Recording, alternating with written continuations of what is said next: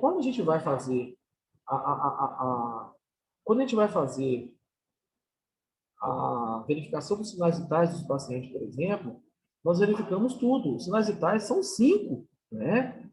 Pressão arterial, pulso, temperatura, respiração e escala da dor.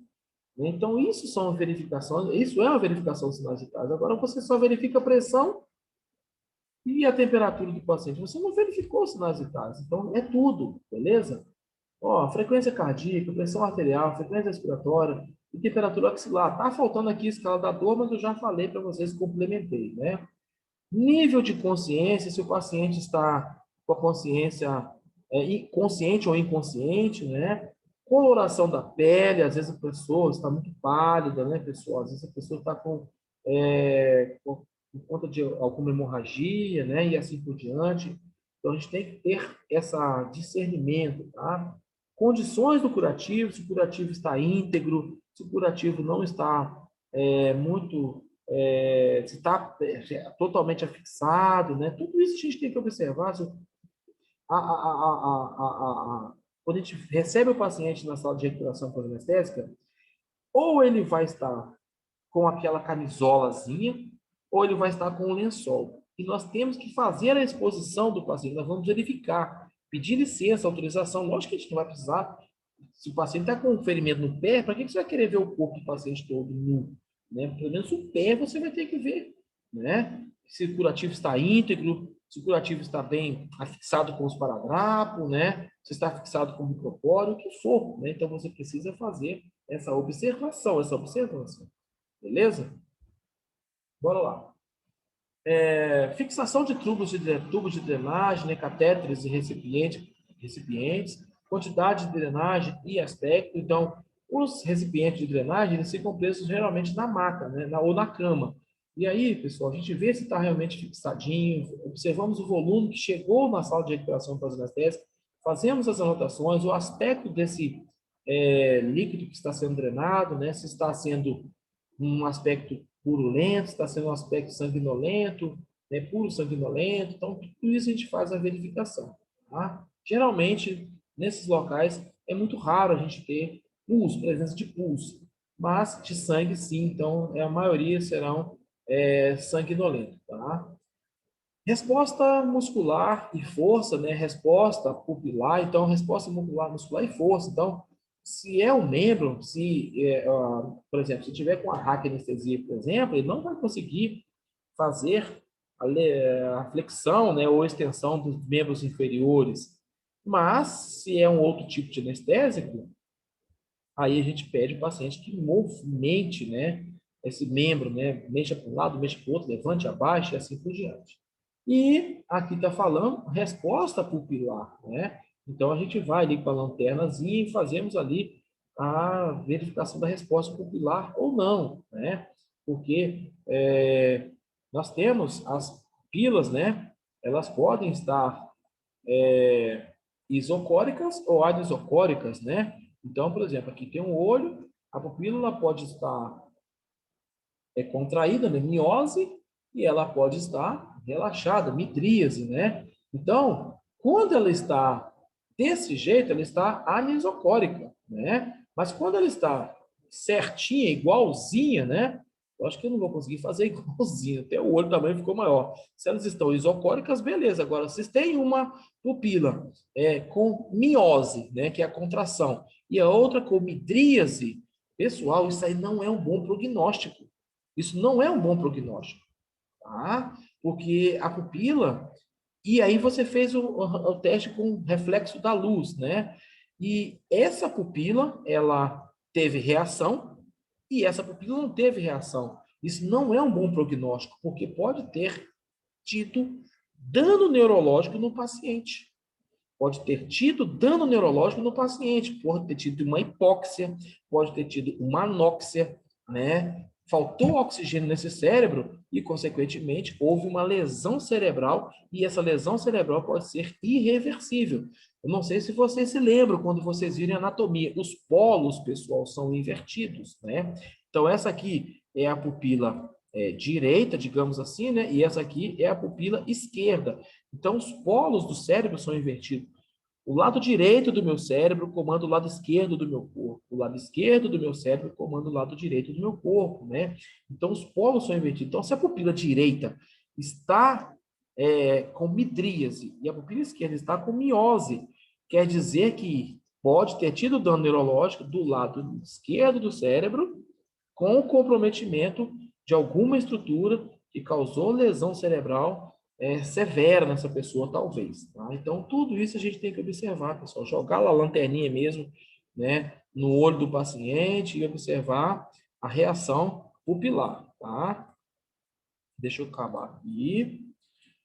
Voltar aqui o nosso material de novo. Aqui, ó, localização dos acessos, né, e condições do local e redução do nível da dor, né? Quando a gente fala acesso, nós falamos de acessos periféricos, né, pessoal?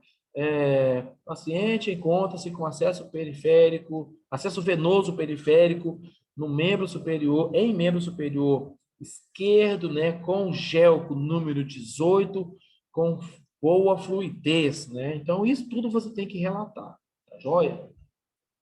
E se tiver nos dois membros, você tem que relatar que está nos dois membros, tá? Você, aqui está dizendo, já falamos sobre oxigenoterapia, né, monitorização clínica, observar a coloração da pele e mucosas, né, se estão cianóticas, se estão muito pálidas, padrão de respiração, se respira espontaneamente, né, se não tem nenhum sons adventícios, né, e assim por diante, presença de sangramentos, tá, seja na cirurgia ou em alguma mucosa, nível de bloqueio sensitivo, pessoal. Quando eu falo de bloqueio sensitivo, é justamente o bloqueio anestésico, tá? Força muscular. Então, você pode pedir o paciente, por exemplo, para pegar no seu braço, né? Você pode pedir para pegar no seu braço e apertar no seu braço, caso seja, por exemplo, uma cirurgia no braço, né, no ombro, algo do parecido, né? Você pode pedir que ele levante as pernas, ou uma ou as duas pernas, né? Levanta uma, depois levanta a outra, se caso o anestésico já esteja diminuindo o efeito, né? E fazer os registros de enfermagem, tá? Aí aqui está falando, ó, critérios para alta na sala de recuperação pós-anestésica, pessoal. Isso é critério, isso é regra, isso não tem como fugir à regra, tá, pessoal? Tem que respeitar. Primeiro, recuperação completa da consciência. O paciente não sai da sala de recuperação anestésica inconsciente. Ele tem que sair de lá consciente. A não ser, pessoal, que seja um paciente que esteja numa UTI e esteja em coma induzido, tá? Ou em coma, né? Mas se não for nesse caso, não vai sair de lá. Ele tem que sair de lá consciente, beleza?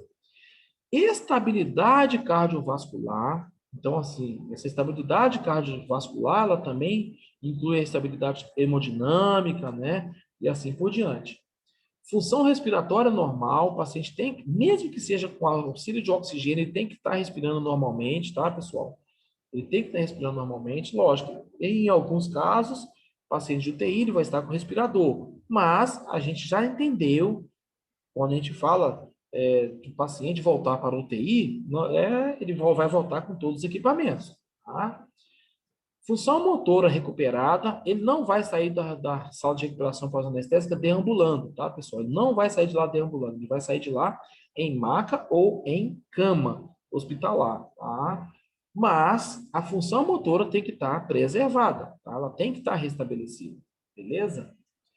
Sensibilidade dos membros inferiores, então, assim, você já começa a sentir ali, né? Se o enfermeiro pega no seu pé, você sente, você consegue movimentar os pés, né? E assim por diante. Curativos limpos, né? Ausência de sangramento ativo. Então, digamos que ele veio do bloco cirúrgico e houve um sangramento ativo naquela incisão cirúrgica.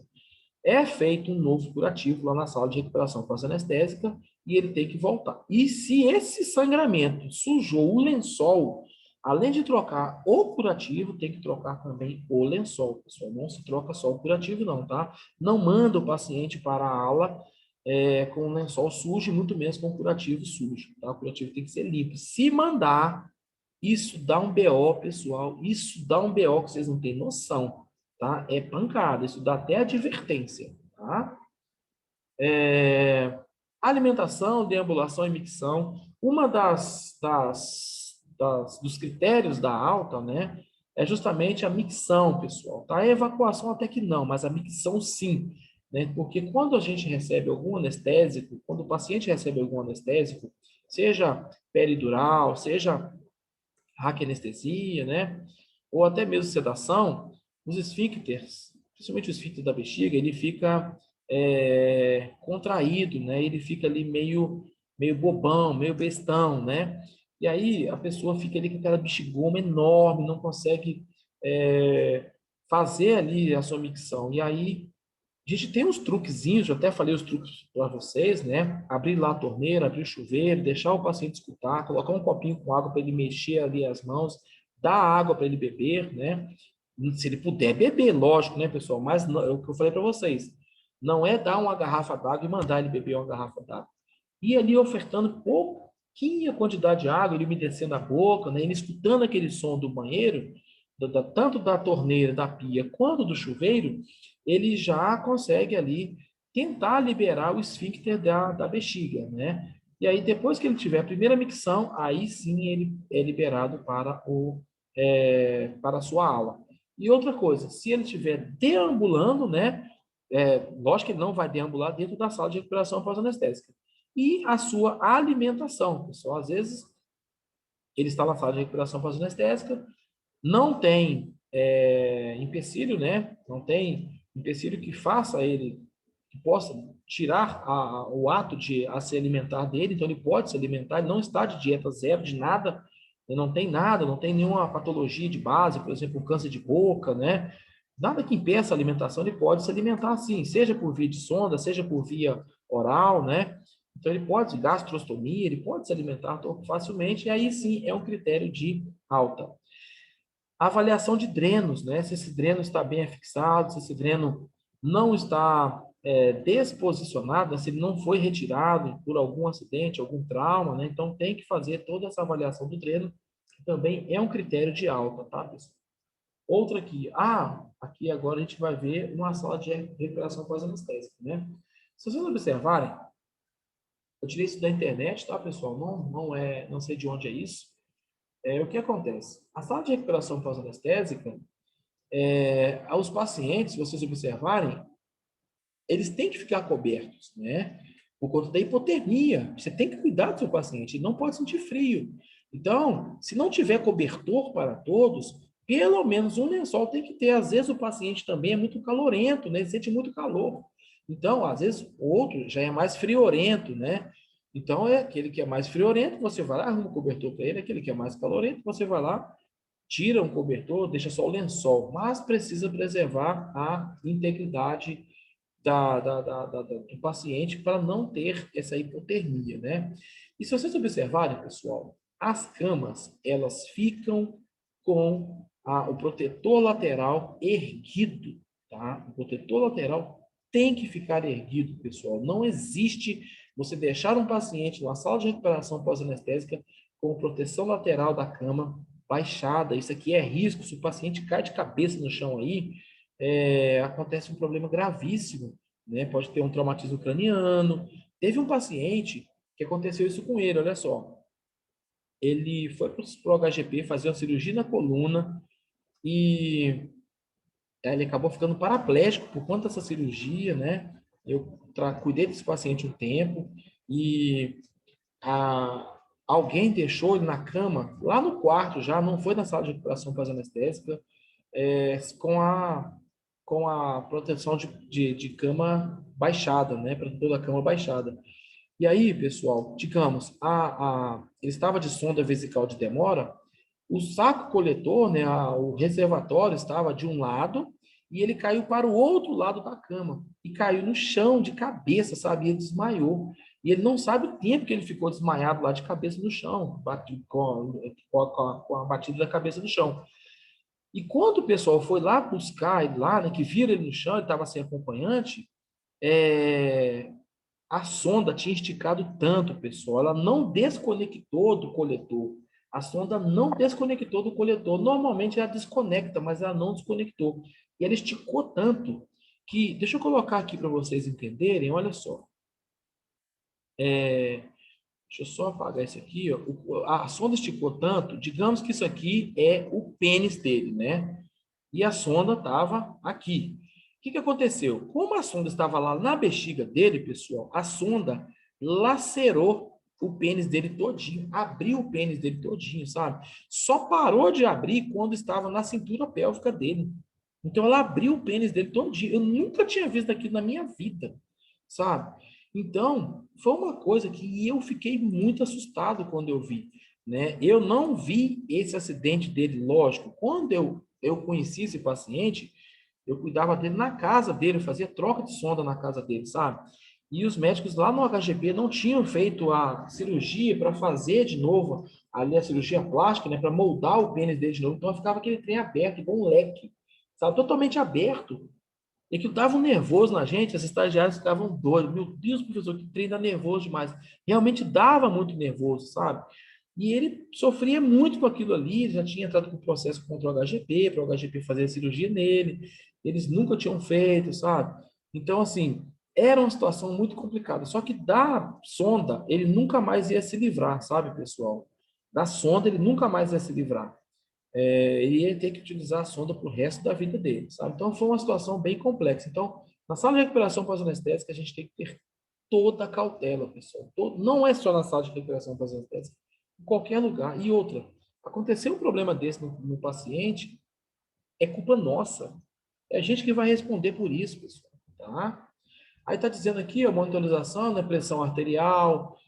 Aqui nós temos um monitor cardíaco, né, a gente consegue observar a frequência cardíaca, observamos aqui a pressão arterial, né, 9 por 5, aqui o pulso 49, né, o que é aquilo ali que eu não estou conseguindo enxergar? A saturação de oxigênio, né, 99, saturação de oxigênio dele. Não estou sabendo o que é isso aqui. Deixa eu aumentar um pouquinho, ver se consigo ver o que é isso. Só um instantinho. Deixa eu tirar aqui da frente, você consigo ver. Isso aqui é a frequência respiratória, né? E a quantidade de gás carbônico, né? Então, assim, pessoal, é muito legal a gente fazer isso aí, beleza, mas a gente tem que ter muita cautela, tá? E aqui tá falando, ó, oximetria de cardioscopia, né? Oximetria de pulso, temperatura corporal e controles disso tudo de 15 em 15 minutos, né? Nas primeiras horas. Então, Maurício, mas eu vou ter que verificar a pressão, fazer tudo de 15 em 15 minutos, sim. Mal dá tempo de você anotar, você vai ter que voltar de novo, tá? E tem que ser fidedigno, pessoal. Tá? Tem gente que não faz isso, tem gente que faz uma vez só e finge que fez as outras vezes, mas o ideal é isso, porque em 15 minutos o paciente pode ter alguma descompensação, né? Algum rebaixamento, e aí dá problema, tá joia?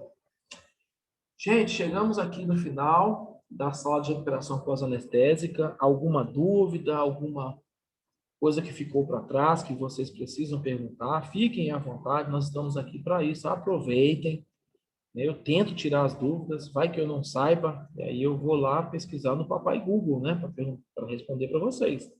Eu não sou bobão.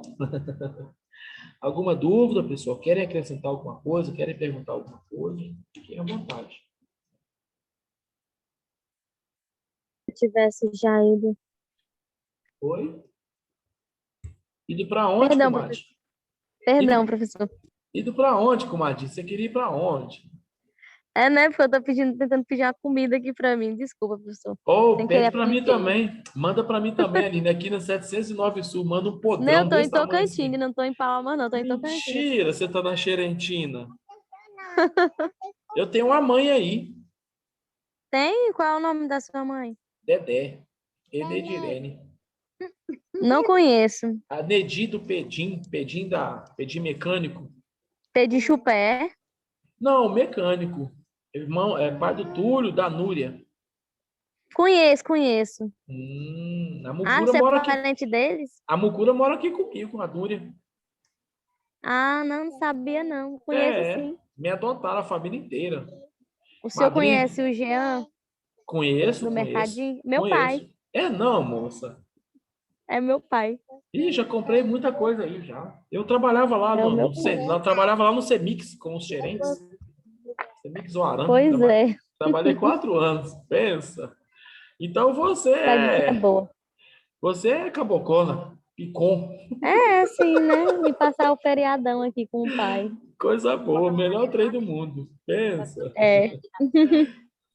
Pessoal, alguma dúvida? Nós estamos aí com 28 pessoas na sala. Se não tiver dúvida, eu vou pegar um outro material para nós trabalharmos. Querem falar mais alguma coisa? A Aline, daqui a pouco, vai mandar um lanche aqui para mim, porque ela é brode, né? Vai mandar um podrão aqui para baixo da égua. E eu vou comer, lógico, né? Dúvida, pessoal? Professor, Oi, por gentileza, fique à vontade. em relação a isso aí que você estava falando, eu trabalho em UTI, né? E Sim, hora e outra, a gente é remanejado para outros setores. sim, Hora e outra eu estou no centro cirúrgico, só que assim, lá é correria muito doida, só para quem tem rotina mesmo, né? é. Igual no UTI, quando tem rotina. Só que aí, quando eu vou, eu fico mais circulando, tipo, pega isso, pega aquilo, tal. Sim, sim. Hora e outra na sala de recuperação anestésica, RPA. Aí, isso que você falou realmente é verdadeiro.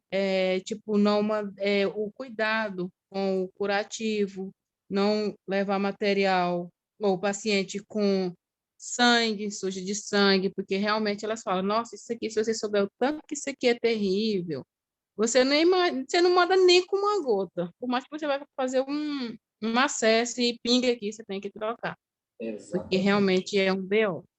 E Pessoal, assim, e isso. realmente Pode são falar, Mari. pacientes assim que acordam fáceis, né?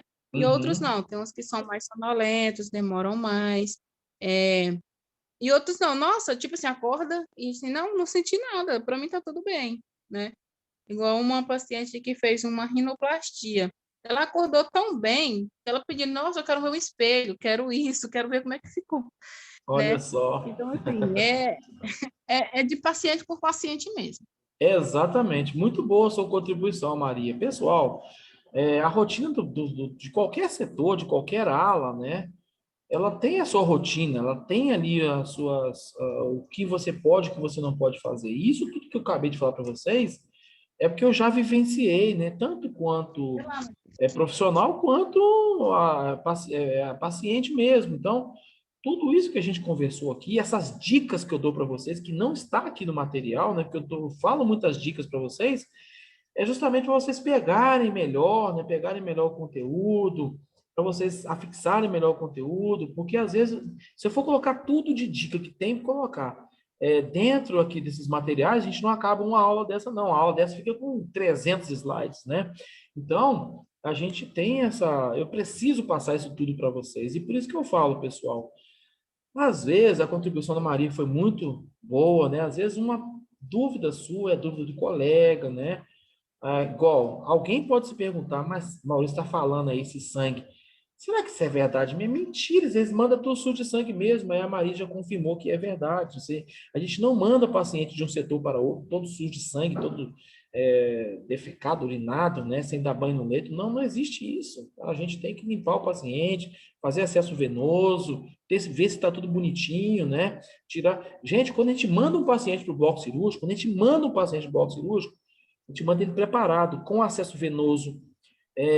Se tem que fazer tricotomia, a gente já faz lá na clínica, não é lá no bloco cirúrgico, é só cirurgias de emergência que se faz essa tricotomia. A sonda, fazemos esvaziamento, né, do conteúdo que está lá no saco coletor da sonda, fazemos a troca de lençol, banho de leito, fazemos tudo, pessoal, acesso venoso identificado, né? Então, tudo isso a gente tem que fazer lá na clínica antes de mandar. Se ele tem prótese dentária, a gente retira essa prótese dentária, retiramos todos os adornos, né? Brinco, pulseiras, anéis, entregamos para o acompanhante. Ele não pode entrar com celular. E aí, Uhum. ele vai para lá, só ele nu, nu não, né? Vestido com aquela camisolazinha lá, a gente vai cuidar dele lá dentro. Obrigado pela sua contribuição, Maria. Nada. E Quer, assim, quer acrescentar mais alguma coisa? Fica à vontade, tá? não, É tipo assim, quando a gente tem paciente que vai para UTI, igual você falou, que vai em coma mesmo, é isso mesmo. Às vezes a gente leva até a maca lá da UTI para ajudar mesmo no processo, né? Exatamente. É Exatamente, bem, pessoal. É que o paciente, se ele puder ir para o bloco de cadeira de rodas, ele vai. Se ele puder ir para o bloco de maca, ele vai. Se ele puder ir de cama, ele vai. Então, assim, E às vezes ele vai deambulando, né? Chega lá, eles arrumam uma maca para ele, arrumam uma cadeira, um trem qualquer para ele locomover de um lado para o outro. Então, é bem tranquilo, tá? Beleza, ah, obrigado, Maria. nada. Pessoal, bora trabalhar mais um pouquinho. Daqui 7 minutos e 17 segundos vai cair nossa conexão. Nós voltamos para fazermos nossa chamada, beleza? Olha só, central de material esterilizado, né? CME. Gente, é um trem complicado, pessoal. Central de material esterilizado. Eu já trabalhei com pessoas que eram, pessoal, da época que se lavava as luvas cirúrgicas, secava, lavava o que eu falo, lavar, desinfetar, né, tudinho os processos, a gente vai ver isso aqui na frente, secava, entalcava, empacotava, esterilizava e usava de novo, tá? E bisturi, enquanto tivesse dando para molar, ele era molado para ser utilizado de novo. Então, assim, conheço pessoas aí da antiga, alguns aposentados, né, e outros ainda trabalham na ativa ainda. Então, essas pessoas, eu gosto muito de conversar com essas pessoas, sabe, gente? Não, conversa sobre tudo, principalmente como era a vida deles nessa época, né? Então, eles falavam mesmo para a gente que naquela época, para fazer a, a esterilização de material cirúrgico, né, era com estufa, né? Não, hoje a gente não usa mais a estufa, nós utilizamos a autoclave, né, que é o vapor úmido, a estufa é um calor seco, né? Então, eles falaram que o compromisso deles era muito grande com a CME, né? Então, eles trabalhavam muito certinho. E aquela época, pouco se ouvia falar em infecção hospitalar. E hoje o que mais acontece é infecção hospitalar, né? Justamente por questões das pessoas serem despreparadas, a pessoa não ter zelo, né? Eu sempre falo para os alunos, é melhor eu pecar por excesso de zelo do que pela falta de um zelo somente, né? Então, eu prefiro pecar por excesso de zelo. Professor, Oi, eu trabalho eu trabalho em dois hospitais, né? sim, Em um eu trabalho no CME. olha aí, Então, assim, eu vejo assim, que lá a responsabilidade é muito grande também hoje.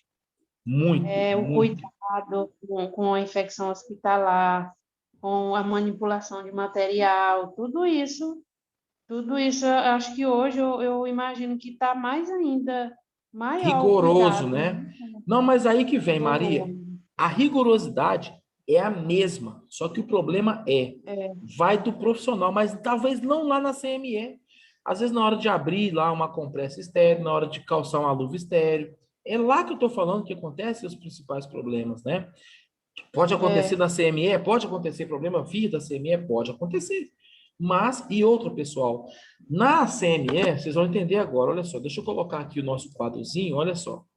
Na CME, digamos que saíram hoje da CME do HGP 100 pacotes, né, de caixas cirúrgicas, desculpa, pacote não, caixas cirúrgicas, né? Saíram 100 caixas cirúrgicas, saíram 100 capotes estéreis, né? Aí, pessoal, é feito a amostragem, tá? É feita a amostragem. Então, desses 100 aqui, eles tiram um ou dois, né? Um ou dois, e desses 100 aqui também, eles vão tirar um ou dois, ou até mais. Para que essa amostragem? Para eles fazerem análise daquele material esterilizado. Eles analisam aquilo ali, o laboratório analisa para ver se realmente está esterilizando, pessoal, tá? Então é feita uma amostragem disso, principalmente nesses hospitais de grandes movimentos. Gente, tem autoclave aí que autoclava de uma vez só 1 tonelada de material cirúrgico. 1 tonelada de material cirúrgico, pessoal. Aí você pensa assim, meu Deus, é tanta coisa. Quando a gente vai ver, não é muita coisa, não. Tá? Porque uma caixa cirúrgica, ela é pesada.